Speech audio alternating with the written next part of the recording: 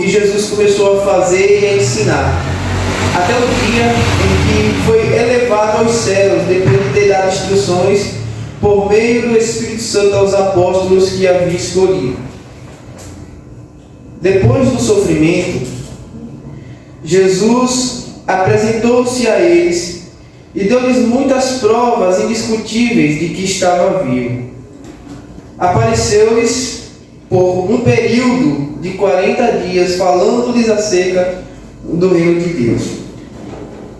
Certa ocasião, enquanto comia com eles, deu-lhes esta ordem: não saiam de Jerusalém, mas esperem pela promessa do meu Pai, da qual eu lhes falei. Pois João batizou com água, mas dentro de poucos dias vocês serão batizados com o Espírito Santo. Então, os que estavam reunidos lhe perguntaram: Senhor, é neste tempo que faz restaurar o reino a Israel? Ele respondeu: não lhes compete saber os tempos ou as datas que o Pai estabeleceu pela sua própria autoridade, mas receberão poder quando o Espírito Santo descer sobre vocês, e serão minhas testemunhas em Jerusalém, em toda a Judéia e Samaria e até os confins da terra. Tendo dito isto, foi elevado às alturas, enquanto eles olhavam, e uma nuvem o cobriu da vista deles. E eles ficaram com os olhos fixos no céu, enquanto ele subia. De repente, surgiram diante deles dois homens vestidos de branco, que lhes disseram: Galileus, por que vocês estão olhando para o céu? Este mesmo Jesus que dentre vocês foi elevado aos céus, voltará da mesma forma como o viram subir.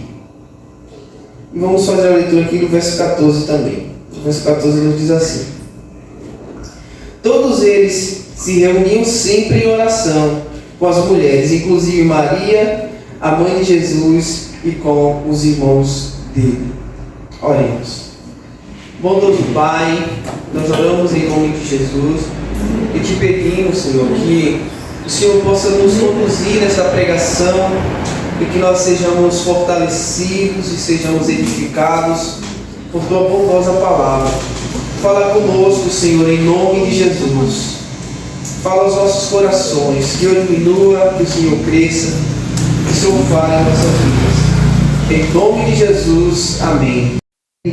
Na última pregação, o livro de Atos dos Apóstolos é o segundo livro escrito por Lucas. E Lucas, quando ele escreve esse livro, ele escreve direcionado a um homem específico, a Teófilo. E o objetivo de Lucas, tanto no primeiro livro como no segundo livro, é explicar a Teófilo as coisas que aconteceram. Primeiro, o ministério de Jesus, como ele viveu como homem, o que ele fez, a sua morte e crucificação. Todos esses relatos ordenados, Lucas escreveu para Teófilo. E Atos dos Apóstolos é a continuação do primeiro livro de Lucas, só que agora Lucas estende esse ministério de Jesus, que começou através dele chamando os 12 discípulos, sendo crucificado e morto numa cruz. Ele estende para a igreja. Como falei também na semana passada, esse livro de Atos dos Apóstolos poderia também ter sido intitulado Atos do Espírito Santo por meio dos apóstolos. Porque em todos os momentos e eventos aqui desse livro, todas as decisões dos apóstolos e tudo que acontece aqui, a gente vê a influência direta do Espírito Santo. Esses apóstolos, eles não tomaram decisão por si só, mas eles eram guiados pelo Espírito Santo. O Espírito Santo tomava o curso da vida desses apóstolos. O Espírito Santo fez coisas poderosas por meio deles. E esse livro nos fala sobre isso. Essa primeira parte da introdução que Lucas faz, Lucas traz alguns pontos importantes. Ele começa a falar a Teófilo, e ele diz assim a Teófilo: em meu livro anterior, se referindo ao Evangelho de Lucas, escrevi a respeito de tudo que Jesus começou a fazer e a ensinar.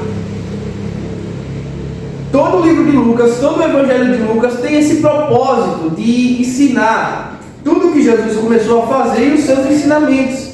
E aí ele fala, até o dia em que ele foi elevado aos céus, depois de ter dado instruções por meio do Espírito Santo aos apóstolos que havia escolhido. E Lucas, ele traz um pequeno trecho do que aconteceu após a ressurreição de Cristo.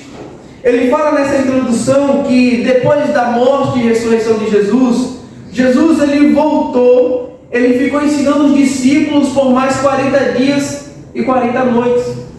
Ele ficou aqui preparando os seus discípulos antes da sua ascensão.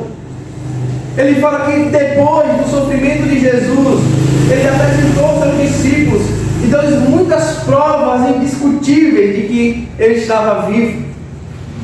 Lucas, o relato histórico de Lucas, através do livro de Atos dos Apóstolos, nos mostra o Cristo que ressuscitou e após a sua ressurreição, continuou dando instruções aos seus discípulos. É o que o versículo 3 nos diz. Depois do seu sofrimento, depois da sua crucificação, da sua morte, Jesus apresentou-se novamente aos discípulos. E não somente isso, ele deu provas incontestáveis de que ele havia ressuscitado dentre os mortos. Lucas nos apresenta Jesus a partir dessa perspectiva, não de um Cristo que ainda está crucificado, não de um Cristo que morreu e ficou morto, não. Lucas está falando de um homem que morreu, mas foi ressuscitado ao terceiro dia, e que deu provas indiscutíveis da sua ressurreição. E aí ele fala que Jesus lhe apareceu por um período de tempo de 40 dias, e Jesus, nesse período de tempo, estava falando acerca do reino de Deus. Jesus continuou propagando o reino de Deus. Nós lembramos que a primeira pregação de Jesus, após a prisão de João Batista, quando Jesus surge pregando pela primeira vez, a pregação de Jesus é: arrependam-se, porque é chegado o reino de Deus. Jesus começou seu ministério falando acerca do reino de Deus, e ele terminou seu ministério aqui na terra falando do reino de Deus. Isso nos revela uma verdade profunda, que assim como Jesus, os nossos olhos não devem estar fitados apenas nas coisas deste mundo, mas nós devemos, o nosso ministério deve ser do começo ao fim pautado no reino de Deus, pautado nas coisas do alto. Nós devemos, assim como Jesus, começar o nosso ministério da forma correta e terminar o nosso ministério da forma correta, propagando o reino de Deus. Nós olhamos muitos testemunhos aí na internet, muitos casos de pregadores que no passado eram bênção, pregavam sobre o reino, ensinavam sobre as coisas dos céus e depois se desviaram teologicamente, passaram a viver para as coisas deste mundo. E aqui nos fala, meus irmãos, de uma preocupação muito terrível de nós começarmos o nosso ministério e nós terminarmos o nosso ministério falando unicamente, exclusivamente das coisas do alto. Foi assim o ministério de Jesus. Jesus não viveu em nenhum momento para satisfazer a si mesmo, mas ele viveu para satisfazer a vontade do Pai. E assim também, meus irmãos, devemos ser nós. Se Jesus começou o seu ministério falando do reino de Deus, e depois da sua ressurreição passou mais 40 dias falando do reino de Deus, isso nos traz um alerta muito grande. Se Jesus frisou, se Jesus deu ênfase tão grande ao reino de Deus, porque é a coisa mais importante para nós, é o que nós mais devemos estar preocupados. Jesus, lá no capítulo 6 de Mateus, se não me falha a memória, ele diz: buscar em primeiro lugar o reino de Deus e a sua justiça, e as demais coisas vos serão acrescentadas. Quando ele fala sobre as riquezas deste mundo, sobre ter riquezas aqui, ele diz que aonde estiver o nosso tesouro, ali também estará o nosso coração. A todos os momentos Jesus fazia com que nós olhemos para o alto, para o reino de Deus. E aí, no versículo 4, Lucas fala de tantas as instruções que Jesus deu aos seus discípulos antes da sua ascensão, antes da sua subida ao céu. Ele disse no versículo 4 algo muito importante. Ele disse: certa ocasião, enquanto comia com eles, deu-lhes esta ordem: não saiam de Jerusalém, mas esperem pela promessa de meu Pai, da qual lhes falei. Pois João batizou com água, mas dentro de poucos dias vocês serão batizados com o Espírito Santo. Jesus está fazendo menção de uma profecia que tinha sido profetizada pelo profeta Joel, que nos últimos dias Deus iria derramar do seu Espírito sobre toda a carne, e os vossos filhos e as vossas filhas profetizarão, e os vossos velhos terão sonhos. Jesus estava falando que os discípulos deveriam esperar por esse momento, pela chegada do Espírito Santo. É a orientação que Jesus dá aos discípulos. E aí no versículo 8, ele diz, verso 8: mas receberão poder quando o Espírito Santo descer sobre vocês, e serão minhas testemunhas em Jerusalém, em toda a Judéia e Samaria e até os confins da terra. Jesus estava falando para esses discípulos, e vale a pena a gente ressaltar aqui, são judeus, que a propagação do reino de Deus não iria se limitar apenas na Judéia, em Samaria, mas que iria se expandir por toda a região, ia sair de Jerusalém, iria sair da Judéia, iria sair de Samaria, e iria se espalhar até os confins da terra, por todo o mundo. Essa é a orientação de Jesus. Então ele fala que esses discípulos iriam receber poder, e ao descer esse poder do Espírito Santo, eles seriam testemunhas de Cristo. E aí, meus irmãos, o verso 14 nos diz que depois que Jesus subiu, esses irmãos ficaram esperando em oração com as mulheres, inclusive Maria, a mãe de Jesus, e com os irmãos dele. Todos eles estavam esperando o cumprimento da promessa. Estavam esperando em Jerusalém, até que descesse o Espírito Santo sobre a vida deles. E a Bíblia diz que, no capítulo 2, que quando chegou o dia de Pentecoste, todos estavam reunidos nessa casa, e o Espírito desceu sobre aquelas pessoas, e todas foram tomadas do Espírito Santo. Todas se tornaram cheias do Espírito Santo. E aqui, meus irmãos, nós encontramos algo extraordinário. No versículo 8 do capítulo 1 de Atos, nós vemos que Jesus, ele não envia a sua igreja ao mundo sem armas. Meus irmãos, nós recebemos o Espírito Santo a partir do momento que nos convertemos a Deus, que nos arrependemos dos nossos pecados. Mas esse texto de Atos, capítulo 1, versículo 8, nos traz uma verdade profunda e poderosa. Nós precisamos, cada dia mais, buscar nos encher desse Espírito, ser cheios do Espírito Santo. Porque, meus irmãos, Jesus, ele não vai nos enviar ao mundo sem as armas necessárias. Jesus promete para a sua igreja, ele diz aos discípulos: esperem para que vocês sejam revestidos de poder do alto. E olhe, meus irmãos, olhe para Mateus, Marcos, Lucas, João.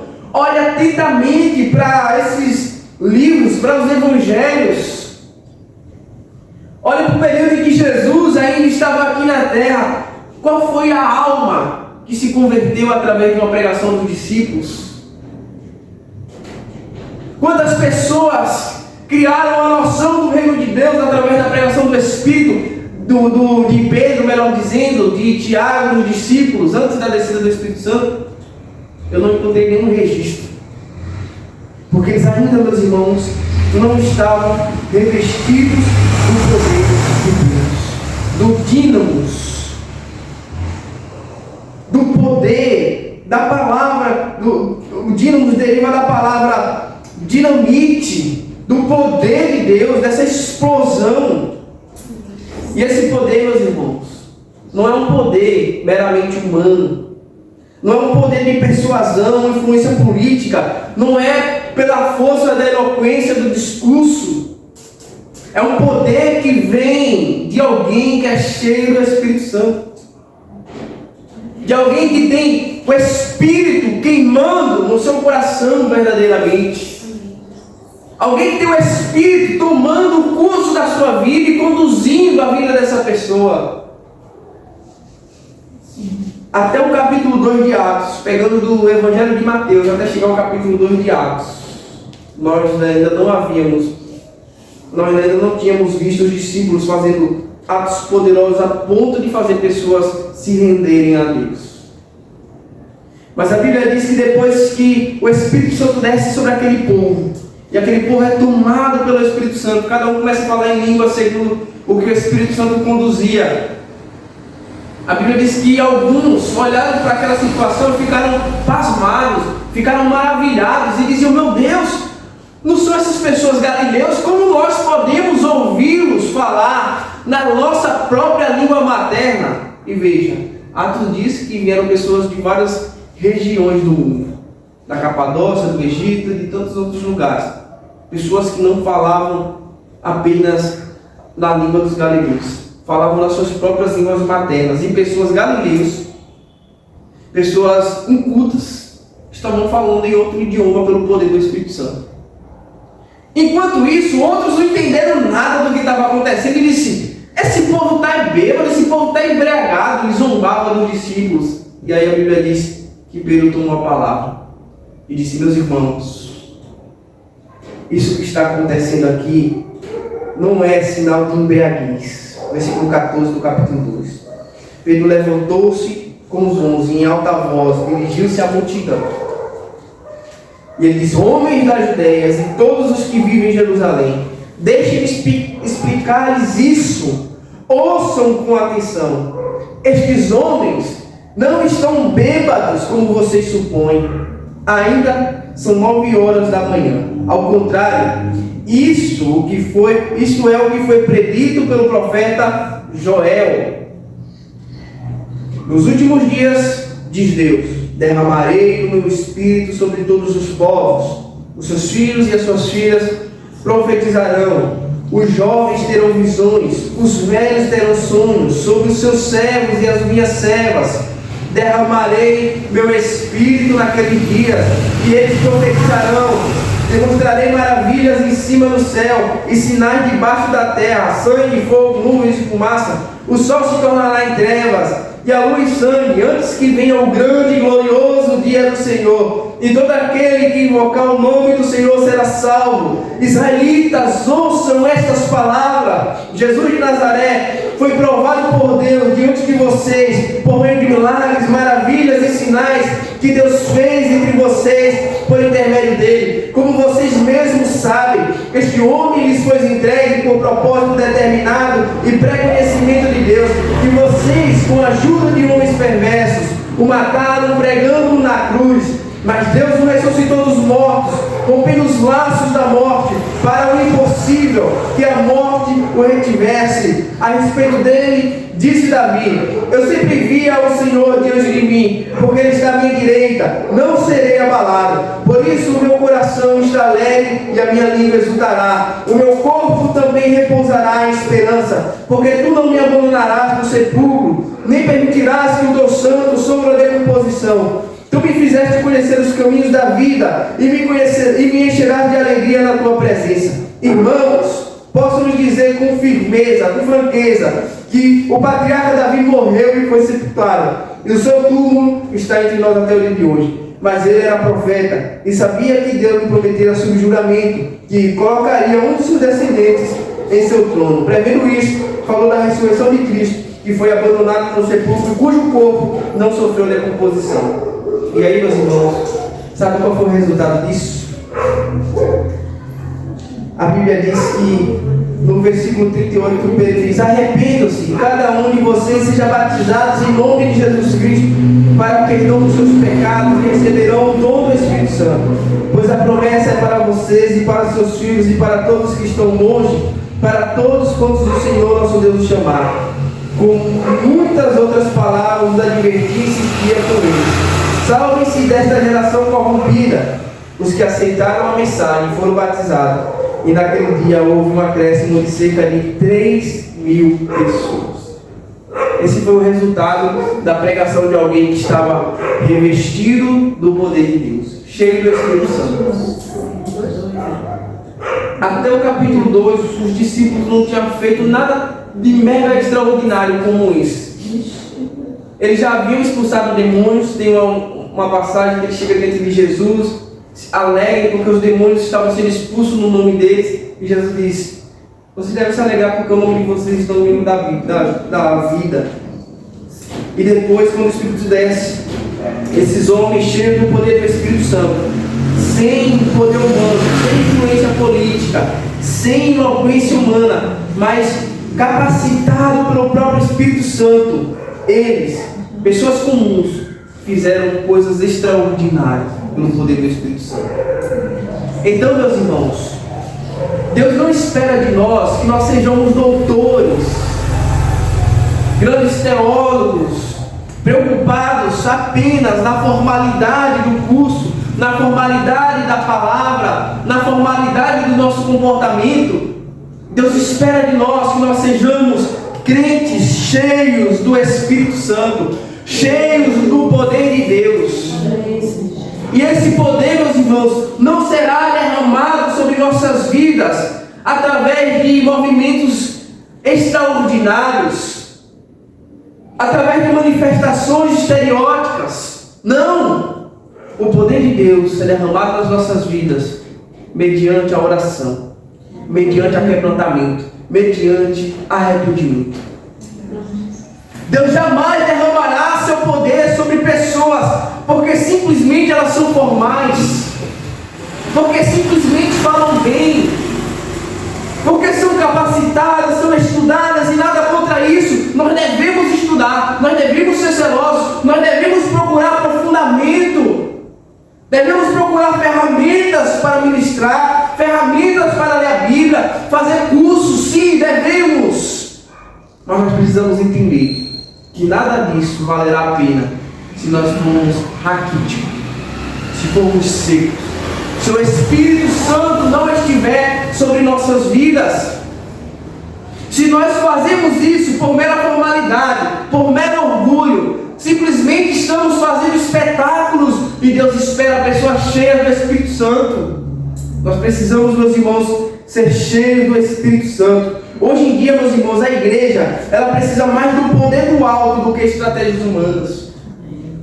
E nós voltarmos os nossos olhos a estratégias humanas, isso só revela o quanto nós estamos distantes da verdade de Deus.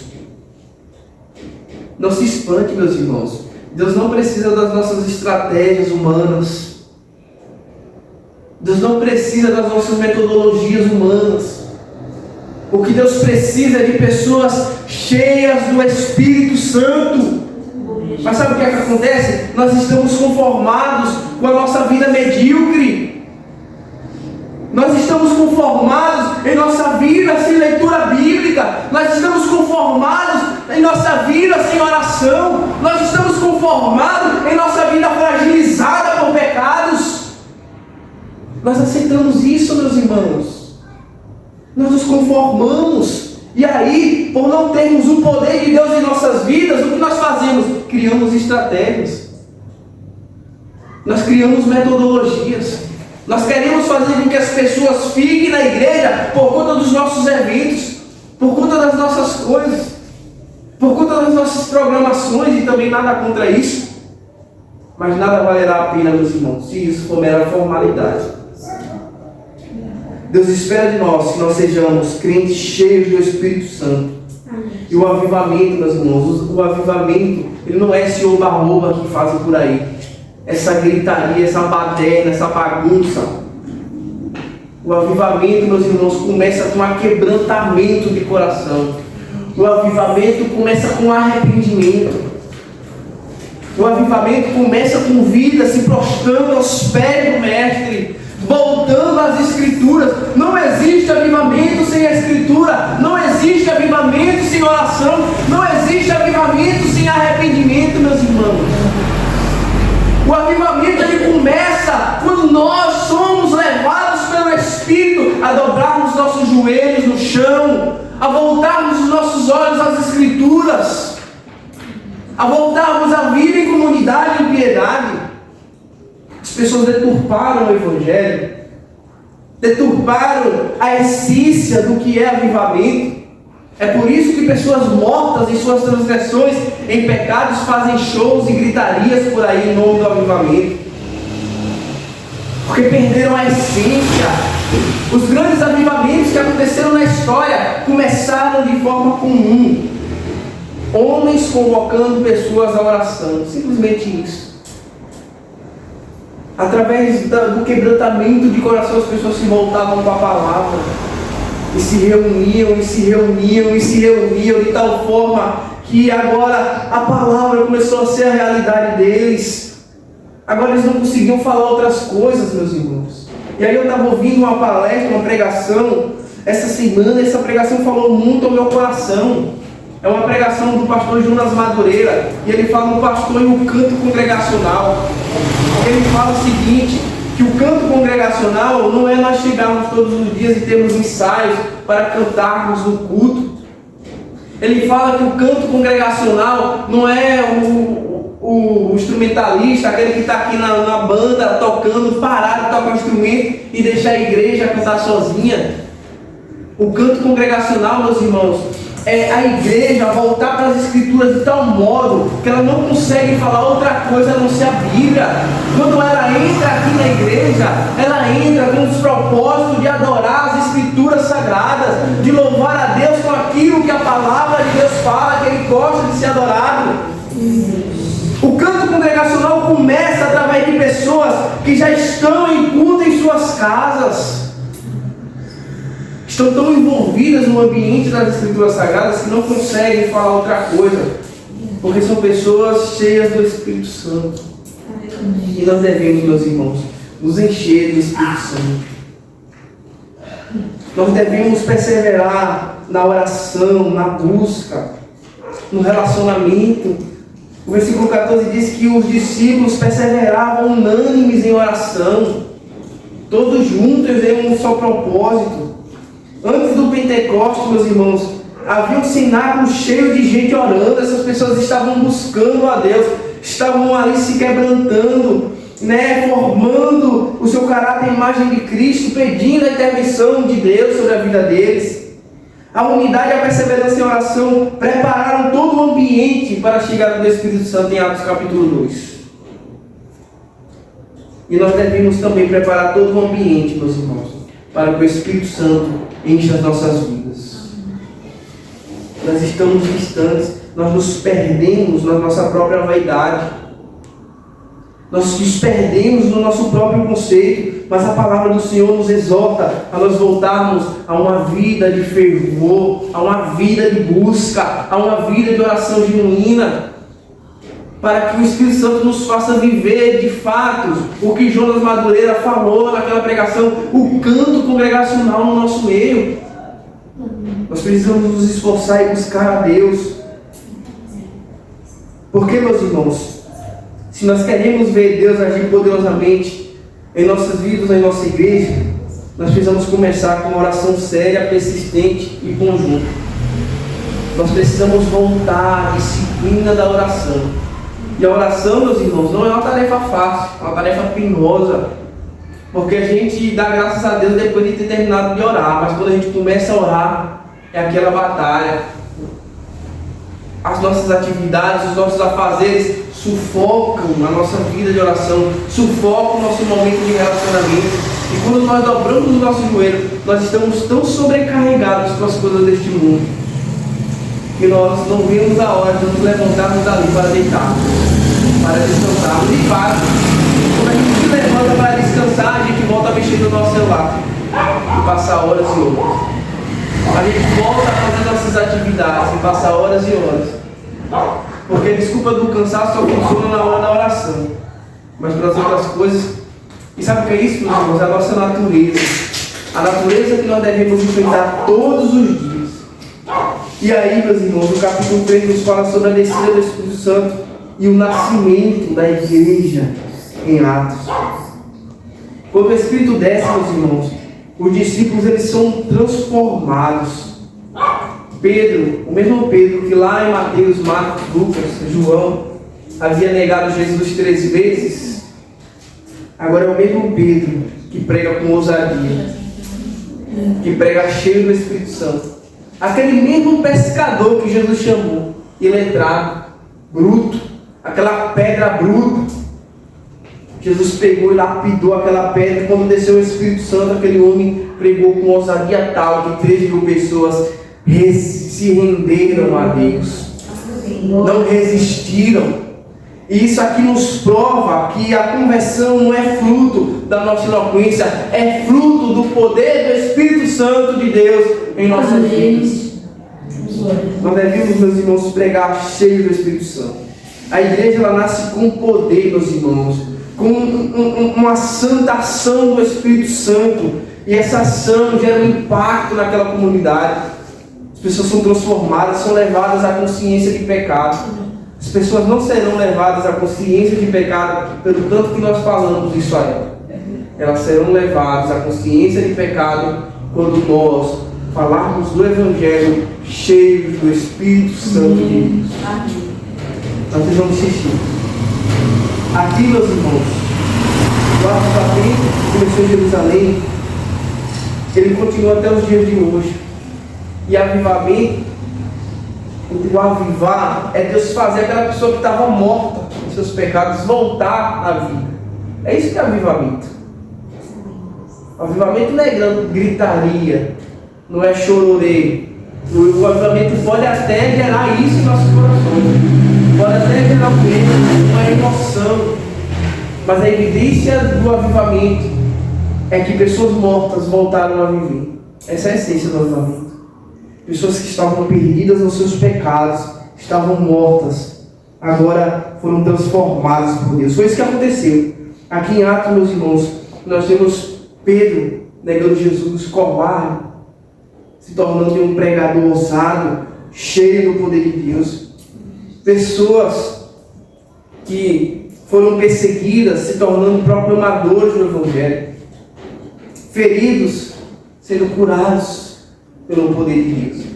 E aí o resultado, a gente vê lá no capítulo 7, se não me falha a memória, de Atos, que depois da morte de Estevão faz uma pregação ousada e poderosa, 7, 8, quando chega no verso 28 do capítulo 8, a Bíblia diz que devido à perseguição a igreja se espalha, devido à morte de Estevão. E o que é que acontece com a igreja perseguida e cheia do Espírito Santo? Vamos fazer a leitura, verso 28. O verso 28 nos diz, capítulo 8. De volta para casa, em sua carruagem, li o livro do profeta. Aliás, vamos ler aqui a partir do versículo 26. O anjo do Senhor disse a Filipe: vá para o sul, para a estrada do deserto, que desce de Jerusalém a Gaza. Ele se levantou e partiu. No caminho encontrou um eunuco etíope, um oficial importante, encarregado de todos os tesouros de Candace, rainha dos etíopes. Esse homem viera a Jerusalém para adorar a Deus, e de volta para casa, em sua carruagem, lia o livro do profeta Isaías. E o Espírito disse a Filipe: aproxime-se dessa carruagem e acompanhe. Então Filipe correu para a carruagem, ouviu o homem lendo o profeta Isaías e perguntou: o senhor entende o que está lendo? E ele respondeu: como posso entender se alguém não me explicar? Assim convidou Filipe para subir e assentar-se ao seu lado. O eunuco estava lendo esta passagem da Escritura: ele foi levado como ovelha para o matador, e como cordeiro mudo diante do tosqueador, ele não abriu a sua boca. Em sua humilhação foi privado de justiça. Quem pode falar de seus descendentes? Pois a sua vida foi tirada da terra. E o eunuco perguntou: diga-me, por favor, de quem o profeta está falando? De si próprio ou de outro? Então Filipe, começando com aquela passagem da Escritura, anunciou-lhe as boas novas de Jesus. Então veja que coisa maravilhosa.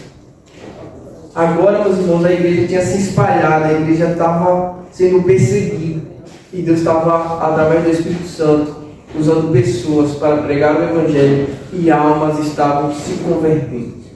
A perseguição e a fuga que se desencadeou devido a essa perseguição fez com que os crentes se espalhassem por toda parte do mundo.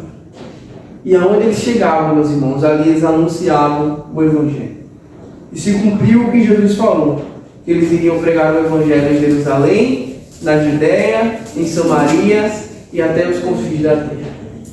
Então, em todos os momentos, meus irmãos, nós vemos a ação do Espírito Santo. O Espírito Santo fazendo coisas maravilhosas. Aqui nós vemos, meus irmãos, que a perseguição ela não destrói a igreja. Essa perseguição que surge em Atos capítulo 7, 8, ela não destrói, mas ela espalha a igreja. Estevão morre, os seus discípulos morrem, mas eles levam o Evangelho. Filipe ele vai a Samaria, meus irmãos. Paulo vai ao gentio, e o Espírito está guiando tudo, abrindo portas e corações. E é essa fé que nós devemos ter. Que quando nós saímos para pregar o Evangelho, quando nós saímos para anunciar, quem nos conduz é o Espírito Santo. O Espírito Santo coloca as palavras em nossa boca.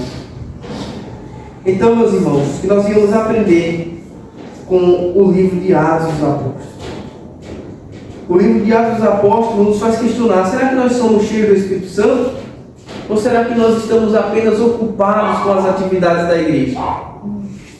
Será que nós só vimos aqui para poder completar a tabela, para poder vir ao culto, só isso? Ou será que de fato aqui nós estamos sendo cheios do Espírito Santo? Como falei no início, o Atos dos Apóstolos poderia ser chamado de Atos do Espírito Santo. Porque na vida da igreja, meus irmãos, nós devemos entender isso. É o Espírito Santo que age.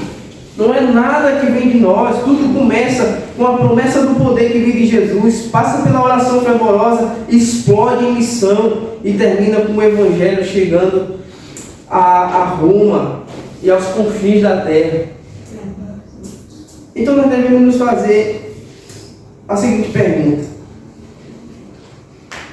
onde nós estamos nessa história aqui de Atos? Será que nós estamos parados? Será que nós estamos vivendo a nossa vida do nosso jeito? Será que nós estamos sendo levados pelo Espírito Santo a estar orando no cenáculo, na igreja? Ou será que nós estamos saindo para pregar o Evangelho com ousadia, igual Pedro? Ou será que nós estamos sendo enviados igual Paulo? Nós devemos refletir sobre isso, meus irmãos. Porque Atos ele não tem um fim claro. Sabe por quê? Porque nós somos, meus irmãos, o capítulo que continua de Atos. A história, meus irmãos, ainda está escrita. O Espírito Santo ainda está fazendo com que pessoas se arrependam dos seus pecados. O Espírito Santo ainda está conduzindo pessoas para fazer a pregação, para ir pregar o Evangelho para outras pessoas. O Espírito Santo está levantando pessoas incultas, incapacitadas, enchendo, capacitando, conduzindo-as à oração e à leitura da palavra. E através dessas pessoas está fazendo com que almas se rendam ao reino de Deus. Então que nós viemos se sentir, meus irmãos, incentivados com esse livro maravilhoso, esse livro que nós iremos trabalhar no fim, esse livro que fala muito sobre o nosso princípio como igreja, meus irmãos. Vamos nos colocar sobre os pés, vamos pedir que Deus nos encha do seu Espírito para que nós sejamos fervorosos e poderosos em nossas orações. Oremos a Deus. Bondoso Deus e Pai, nós oramos a Ti no nome de Jesus. Nós pedimos a Tua ação, ó Espírito Santo. O Senhor nos encha cada vez mais, que nós sejamos tocados poderosamente pelo Teu Espírito. Que o Senhor nos encha do Teu Espírito, Senhor. Que nós venhamos pregar o Evangelho com ousadia, com convicção, com poder que vem do alto, Senhor. Nos conduza, Senhor, ao arrependimento verdadeiro, a uma vida de oração, a uma vida de leitura da palavra. Nos afasta dos pecados, dos terríveis pecados. Ó Senhor, os malditos pecados que tentam contra a Sua igreja, Senhor. Nos livra contra os pecados. Nos livra da nossa natureza caída, Senhor. Do velho Adão que continua a lutar contra nós. Ó Deus, do homem antigo que ainda, como de Lutero, sabe nadar e que ainda tenta sair das águas, daquele batismo que representa a morte do velho homem. Ó Deus, em nome de Jesus, nos dá graça para vencermos, Pai, essa luta. Abençoa, Pai, o nosso trabalho de amanhã, na organização das coisas para o bazar. Nós pedimos, Senhor, que o Senhor nos renove as forças, que o Senhor nos dê estratégia, sabedoria, que o Senhor abençoe essas vidas, Pai. Em nome de Jesus, para que nós venhamos abençoar a vida da nossa irmã. Esteja conosco, nos capacitando, nos enchendo da Tua graça e do Teu Espírito, no nome bendito de Jesus, Senhor. Amém. Graças a Deus.